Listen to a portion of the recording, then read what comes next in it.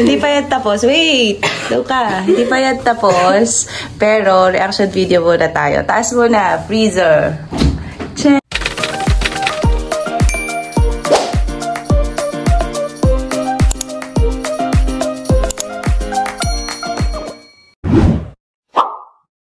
Morning. So, ano ba ngayon? Today is Thursday.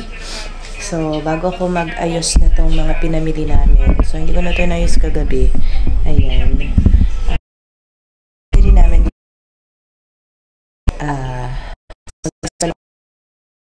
try namin tong kabaro. Kabaro. No sugar siya pala. Sugar yan. Siyempre.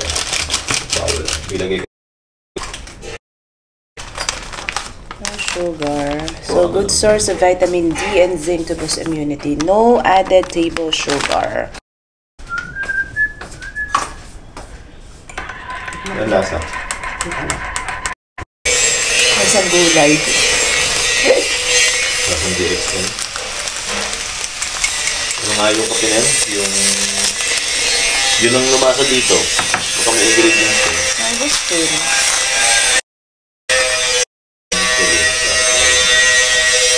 Spirulina. Paborita. Spirulina. Yung lumasa.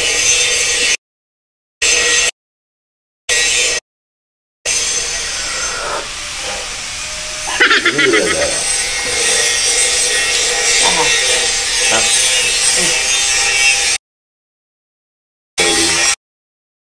Malunggay.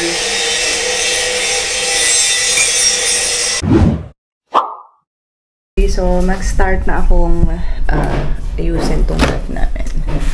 So, ito yung kalagayan ng ref. Yan. Ito yung freezer. So, kunti lang naman ang ayusin ko dito sa may freezer kasi yung mga nakalagay na siya. Linis lang. Then, ito ang madumi. Itong side na to.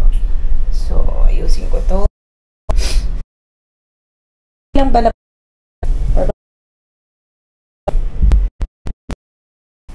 so, ilalabas ko yung lahat ng laman.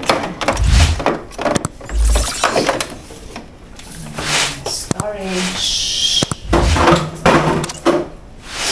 Kailangan linisin.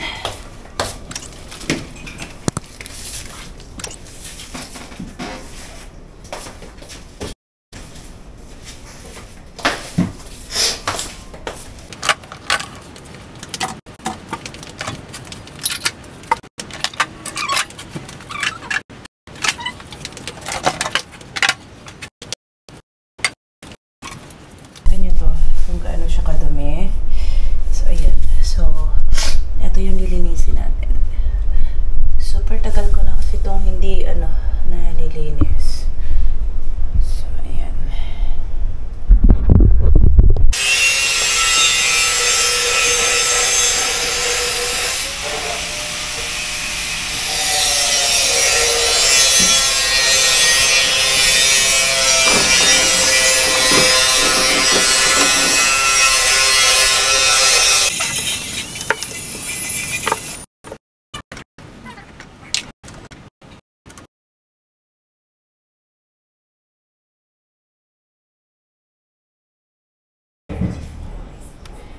Dito naman tayo sa freezer.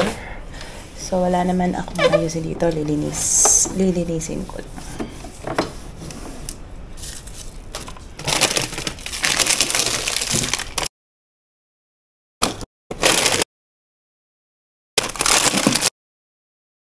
Ito hindi. Okay, reaction video. Ay ko. Hindi pa yan tapos. Wait! Daw ka. Hindi pa yan tapos. Pero, reaction video muna tayo. Taas muna. Freezer. Cheddar! Okay. Next. Dandahan naman! Tan, tan, tan, tan, tan, tan!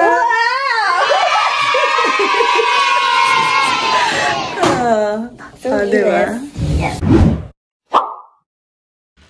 Okay, so start na natin ng video. So, dito muna tayo sa may itaas, sa freezer. So, nakikita niyo dyan, okay na yung patas nung lahat ng mga laman ng freezer namin. So, ayan. So, pinatas ko lang yung mga meat sa taas, then yung iba dun sa may baba na. Okay. So, dito naman tayo sa baba. Oh, wow. Ito ang inayos natin. So, dito sa two-way fresh room, so makikita niyo dyan yung inayos ko na yan, Del Monte. And then, yung mga Yakult, tsaka yung Dutch Mill ni Ayesha. Then, sa second layer, nandito na yung mga fruits. Okay. So, yung mga oranges. Yan. Ito yung lemon. Tapos, yung apple at saka yung ilang oranges pa rin. Okay, dito sa lagayan na to. Okay, then kiwi. Okay, tapos dito, so, ito na yung ibang mga part naman may itlog na pula. Tapos, dito naman sa part na to, makikita nyo yan, yung mga kamatis. Nilagay ko lang siya sa isang tray na ganan. Sama-sama sila dyan. Sili. Okay, then dito, yung kamote and carrot at saka yan, yung para sa salad. Okay, dito sa ilalim yung vegetables. So, nandyan yung lahat ng mga green and leafy vegetables na ginagamit. So, yan, meron tayo dyan. Yung lahat ng hinol ko, nandyan lahat siya. So, ayan, naayos na natin siya. Okay, so this is it. Then, sa side naman, sa makikita nyo dyan, walang itlog. Dalawang lang natira. Hindi pa kami nakakapagdagay dyan. Hindi pa nakapag-bili ulit. Then, dito ko na lang nilagay yung equal, yung kay daddy na sugar.